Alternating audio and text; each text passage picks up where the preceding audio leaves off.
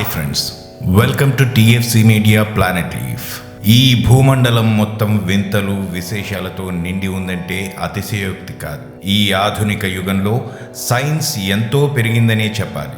అయినా మనిషి మేధాశక్తికి ఆధునిక సైన్స్కి అందని ఎన్నో విషయాలు ఈ భూమి మీద ఉన్నాయి. అలాంటి వింతైన మిస్టీరియస్ గుడి గురించి ఈ వీడియోలో చూపించబోతున్నాను. గుడి అనగానే మీకు అర్థమయ్యే ఉంటుంది, ఈ వింత మన దేశంలోనిదే అని. మీరు అనుకున్నది అక్షరాల నిజం.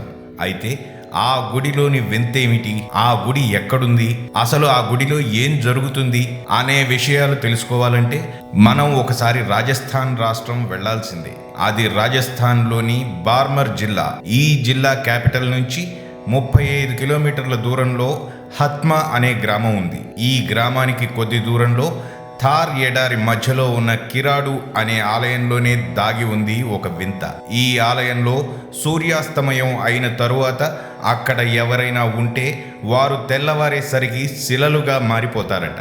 ఇది కొంచెం వింతగా, కొంచెం ఆశ్చర్యంగా ఉంది కదూ. కానీ ఇది నిజం అంటున్నారు అక్కడి ప్రజలు. అసలు ఏదైనా గుడికి వెళ్తే మనకి అంతా మంచి జరుగుతుందని అంటారు. అలాంటిది ఈ గుడిలో మనుషులు ఎందుకు శిలలవుతారు అని అనుకుంటే ఒకసారి ఈ గుడి చరిత్ర, అక్కడ జరిగిన ఒక సంఘటన గురించి తెలుసుకోవాలి. అసలు కిరాడులో 5 గుడులు ఉండేవి. ఈ ఆలయాలని చాళుక్యుల కాలంలో కట్టినట్లు తెలుస్తుంది. అయితే ఆలయాలు అనేక చిన్న సామ్రాజ్యాల పాలనలో ఉండేవట. ఇక్కడున్న 5 గుడులలో ఒకటి వైష్ణవాలయం అయితే మిగిలిన 4 ఆలయాలు శివాలయాలట. పూర్వం ఈ గుడి చుట్టూ ఒక గ్రామం కూడా ఉండేదట. అయితే ఈ ఆలయం చాళుక్యులకు మహమ్మదీయులకు మధ్య జరిగిన కాసాహ్రద అనే యుద్ధ సమయంలో నాశనమైనట్లు తెలుస్తుంది. అయితే ఈ ఆలయాలు నాశనం అవ్వడానికి వేరే ప్రధాన కారణం ఉందని అక్కడి వారు చెబుతున్నారు. కాసాహ్రద యుద్ధానికంటే ముందు ఒకరోజు ఒక సాధువు కొంతమంది శిష్యులతో ఈ ప్రాంతానికి వచ్చాడట. ఈ కిరాడు ఆలయాలలో అతని శిష్యులను ఉంచి ఆ చుట్టుపక్కల ప్రాంతాలలో తన ఆశ్రమం ఏర్పాటు చేసుకోవడానికి సరైన స్థలం గురించి వెతకడానికి వెళ్ళిపోయాడట. అతను వెళ్ళిపోయిన తరువాత అతని శిష్యులకు ఆ వాతావరణం పడకో లేక వారు తిన్న ఆహారం వికటించో తీవ్ర రోగాల పాలయ్యారట. ఆ శిష్యులంతలా బాధపడుతున్నా అక్కడి ప్రజలు ఎవరూ వారికి సహాయం చేయలేదట. అయితే వారి దీన స్థితిని చూసిన ఒక కుమ్మరివాడి భార్య వారికి తనకి చేతనైనంతలో సాయం చేసిందట.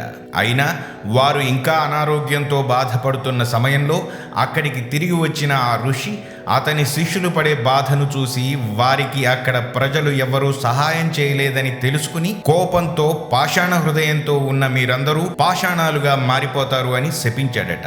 అయితే వారికి కొద్దిగా సహాయం చేసిన కుమ్మరివాడి భార్యను మాత్రం నీవు ఈ ప్రాంతం నుంచి వెనక్కి తిరగకుండా వెళ్ళిపోతే ఈ శాపం నిన్ను ఏమీ చేయదని చెప్పాడట.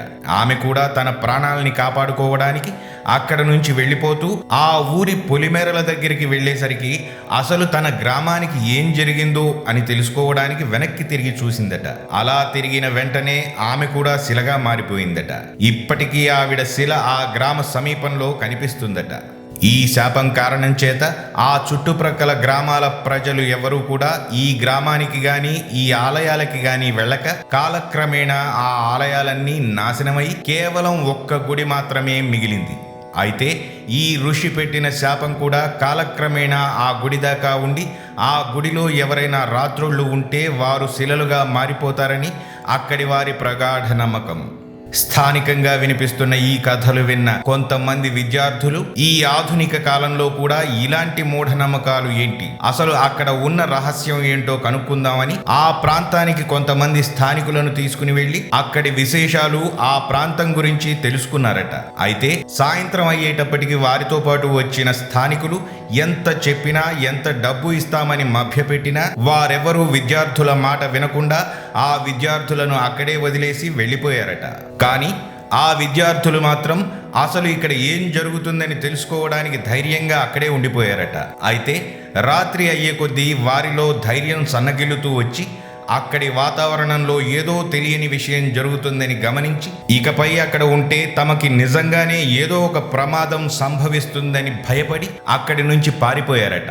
ఈ సంఘటన తరువాత ఆ ప్రదేశం చాలా ఫేమస్ అయి చాలా మంది పురాతత్వ పరిశోధకులు వచ్చి ఆ ఆలయంపై చాలా ప్రయోగాలు చేశారు. ఎవరు ఎన్ని చేసినా ఎవరూ కూడా రాత్రి సమయాల్లో అక్కడ ఉండేవారు కాదట. మధుసూదన్ ఢాంకీ, పర్సీ బ్రౌన్ అనే ఇద్దరు పురాతత్వ పరిశోధకులు అక్కడ దొరికిన రాళ్లు, కొన్ని ఆధారాల మీద ప్రయోగాలు చేసి ఈ ఆలయం 11th సెంచరీలో కట్టినట్లు, ఆ ప్రదేశంలో సంభవించిన భారీ తుఫానులు, వాతావరణ మార్పులు ఈ ఆలయ సంరక్షణ కొరవడటంతో ఇవి నాశనమైనట్లు చెప్పారు. అయితే ఇప్పటికీ ఆ గుడి ప్రాంగణంలో జరిగే ఆ వింత ఏమిటి, అక్కడ నిజంగా మనుషులు శిలలైపోతారా అనే విషయాలు ఇంకా ఒక మిస్టరీగానే మిగిలిపోయాయి. మరిన్ని ఇంట్రెస్టింగ్ వీడియోస్తో మళ్ళీ మీ ముందుకు వస్తాను. మరి ఆ వీడియోస్ మిస్ కాకుండా ఉండాలంటే మా ఛానల్ని సబ్స్క్రైబ్ చేసుకోవడం మాత్రం మర్చిపోకండి.